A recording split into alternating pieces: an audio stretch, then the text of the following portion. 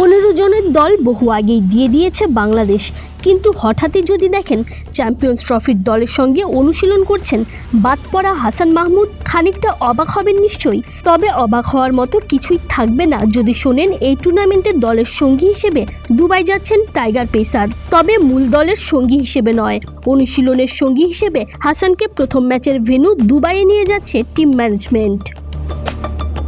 মূলত এবারের টুর্নামেন্টে টাইগার স্কোয়াডে আছেন 4 পেসার: তাসকিন আহমেদ, মুস্তাফিজুর রহমান, তানজিম হাসান সাকিব এবং নাহিদ রানা। স্কোয়াডে জায়গা পাননি শরীফুল ইসলাম এবং হাসান মাহমুদ। তবে বিসিবির সূত্র থেকে জানা গেছে দলের অনুশীলন সঙ্গী হিসেবে হাসান মাহমুদকে যুক্ত করা হয়েছে। যদিও টুর্নামেন্ট শুরু হলেই আবারও দেশে ফিরে আসবেন এই পেসার।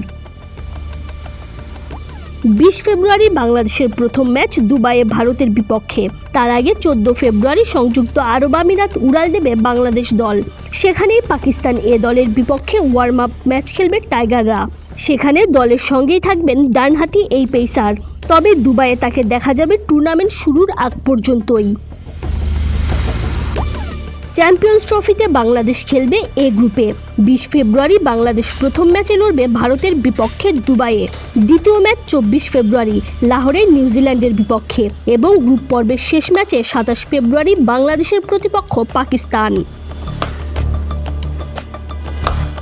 এক নজরে চ্যাম্পিয়ন্স ট্রফির দল: নাজমুল হোসেন শান্ত, সৌম্য সরকার, তানজিদ হাসান তামিম, তাওহিদ হৃদয়, মুশফিকুর রহিম, মাহমুদুল্লাহ রিয়াদ, জাকির আলী অনিক, মেহেদী হাসান মিরাজ, রিশাদ হোসেন, তাসকিন আহমেদ, মুস্তাফিজুর রহমান, পারভেজ হোসেন ইমন, নাসুম আহমেদ, তানজিম হাসান সাকিব ও নাহিদ রানা।